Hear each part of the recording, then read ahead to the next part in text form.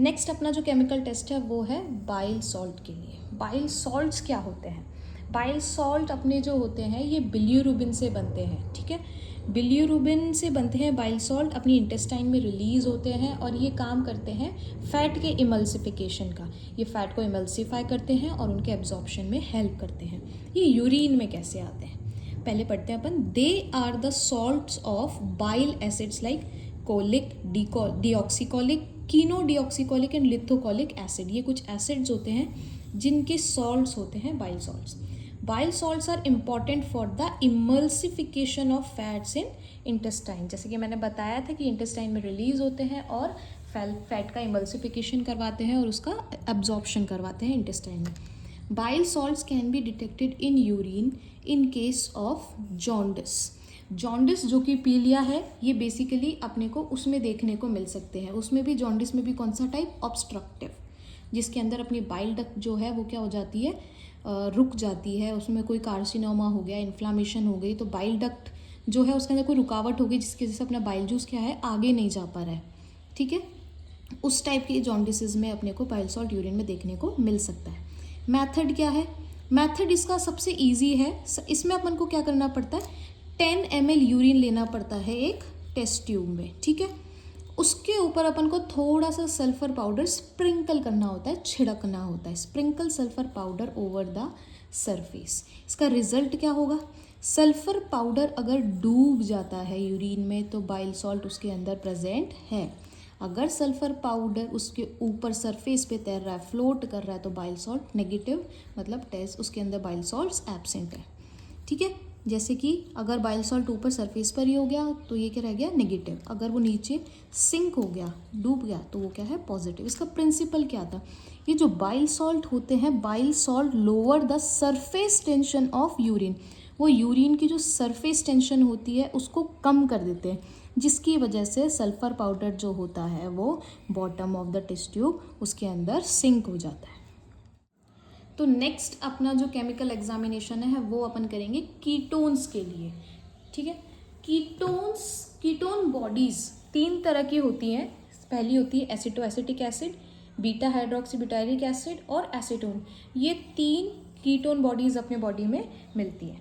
Ketones are the break down product of fatty acid and the presence of ketones in urine is called as ketonuria.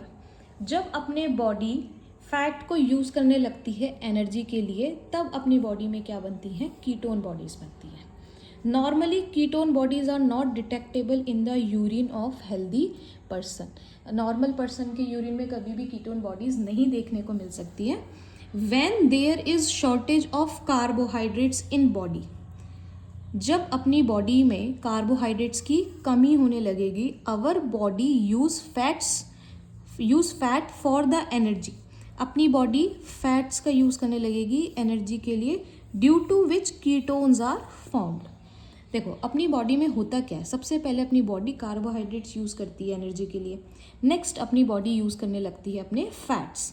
अगर fat excessive use होंगे body में, उतने ही उसके अंदर क्या बनेगी? Ketone bodies.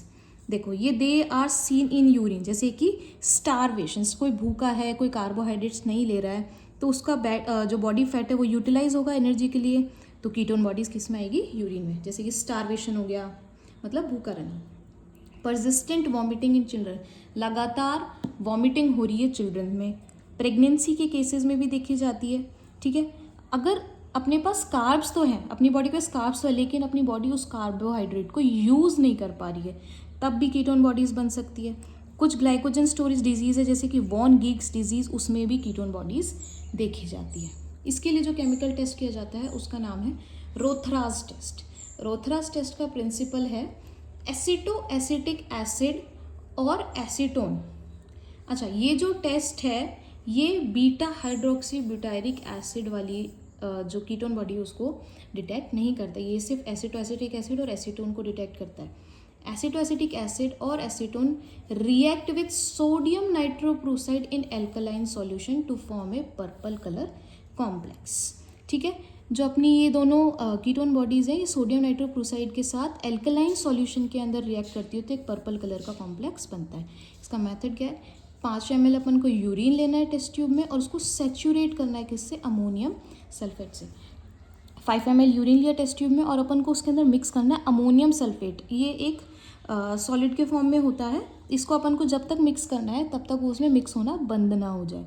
सेकेंड स्टेप है add 2-3 drops of sodium nitrochloride, ठीक है।